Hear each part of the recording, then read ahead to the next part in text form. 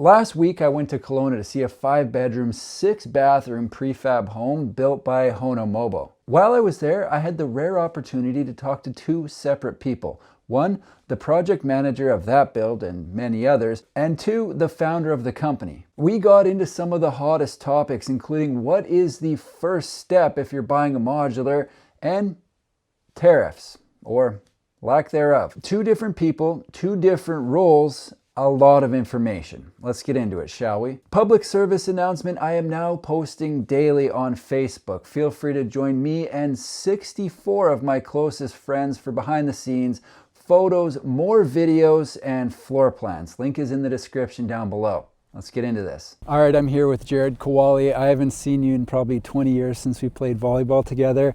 He's the project manager at this site where they just put two HO2s side by side and join them with a site-built entrance, I guess. Just to get an understanding of the process at Honomobo, each job or each build is assigned a project manager. What is your role from then on in? Do you take it right to the finish line? Yeah, I'm essentially facilitating the project from sales through to execution right down to occupancy. So navigating drawings, engineering, permitting process, budgets and schedule, right through to logistics to actually deliver the home. Okay, on something like this, obviously this is a unique spot, it's a unique home.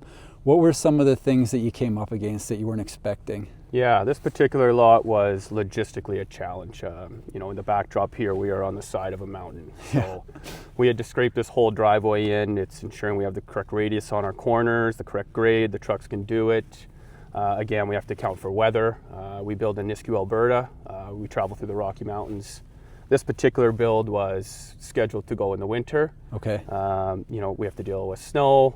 We actually had to hire, a special outfit to come in and haul these up the hill just so we had the traction and the manpower and the machines that we needed. So okay, there's a lot that comes into play. Yeah. And timing is a big component of that. That makes sense. Okay. Now, if you had a direct line to any potential customers that might be watching this, what are the things that people miss before they come to you? And if they thought of it before, it would make the entire process so much easier.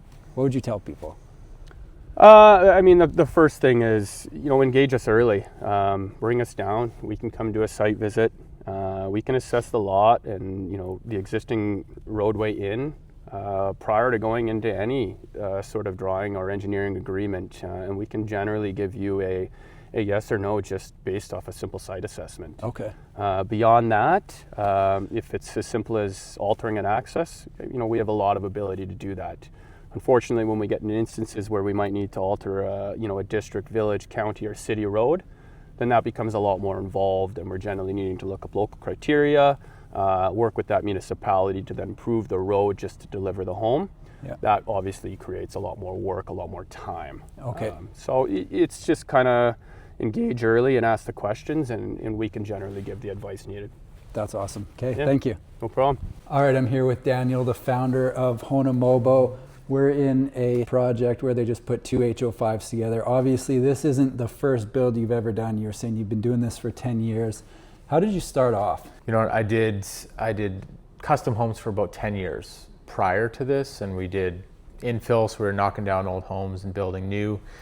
And we just got tired of the grind on site where it was, things are happening on site, it takes forever, you can't get trades, and we said there's got to be a better way. So we put some renders together and figured out we could build these out of containers, we thought, and we just went for it.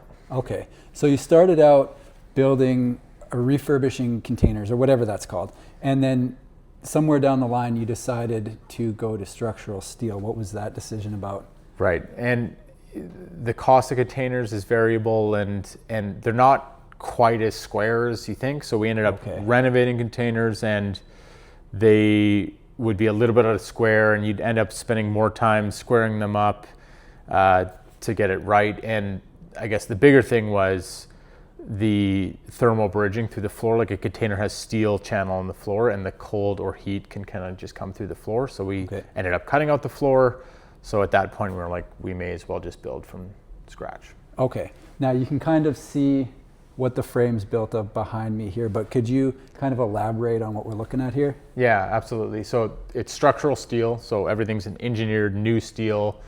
This is a brace frame that handles seismic capabilities, that kind of thing, and we build the frames new. We put in a new roof structure into the steel frame, and then a floor structure into the steel frame again. So you get that quality insulated roof and floor into a very strong steel frame. Okay. Now, you're building out of Nisku, Alberta, but you mentioned a lot of what you build is going south of the border. Whereabouts into the States are you delivering right now? Yeah, good question. It's about, 85% of our work is in the US. Most of that would be California, but then it's Colorado, Washington, Hawaii, and then a smattering of, Idaho, New York State, like all over. We've built in 15 states, and I think that'll expand to probably 20 in the next year. Nice. Okay. Yeah. Now, one thing that's always a hot topic when you're building somewhere and shipping to the States is tariffs, but you mentioned that's not necessarily a concern. Yeah, we were worried it would be, but we are protected under the USMCA agreement, totally tariff-free. We are protected, no looming tariffs. It's actually a non-issue. Okay, yeah, that's good news. What would be the bread and butter of Honomobo? Like, what's the most common model coming out of the factory? Most common model is probably actually the HO5, which we're in here today. It's a 1,600 square foot, 3-bed, 2.5 bath unit. We have, as small as our, 2-bed, 1-bath HO2, but this is our most common. I'd say our bread and butter is those remote, kind of hard to reach or expensive places to build, right? Okay. Where it's a ski town or it's, wine country, that kind of thing. And anywhere that it's expensive to live or expensive to get labor, it makes a ton of sense to bring us in. Now, one thing I like to ask everybody is, what sets a Honomobo build apart from some of the other options that might be available? I would say there's three things. It's simplicity. Like, we have set models.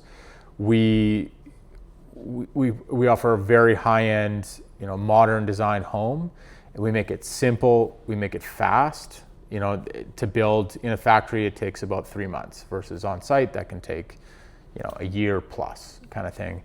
And then just modern design, like that, the indoor-outdoor connection that you feel in this place, with floor-to-ceiling windows and just having that, the connection to the outdoors is something that the steel frame really offers. It's the size of the windows, you can't match that with a wood frame. So we get to have these large spans, huge windows, and that real connection to the outdoors, which you can't match with a wood frame structure. So. Right. I'd say those three things that's our value proposition. Okay.